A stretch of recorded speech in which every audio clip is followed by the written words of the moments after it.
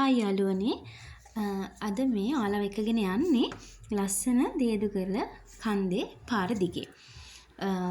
මේ වීඩියෝ එක ගත්තේ මේ මෑතක සිදු වුණු ව්‍යසනයට කලින්. මේ වන විට නම් මේ ප්‍රදේශය විශාල වශයෙන් නායෑම් වලට ලක් වෙලා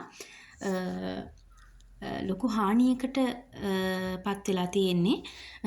ඉතින් පරිසරය අපිට මේ තරම් ලස්සනක් සුන්දරත්වයක් දෙනවා වගේමයි අනිත් අතට අපිට කරදර කරන අවස්ථාත් තියෙනවා.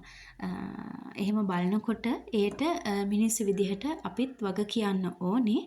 මොකද අපි පරිසරයට කරන හානිය වැඩි වුණාම පරිසරයට සබහාදහමට ඒ දරා ගන්න නොහැකි වෙලා අපිට පොඩි පාඩමක් උගන්වනවා වගේ කියලා තමයි මට හිතෙන්නේ. ඉතින් අපි හැමෝම එකතු වෙලා මේ පරිසරයට ආදරය කරන්න කියලා ඉල්ලනවා.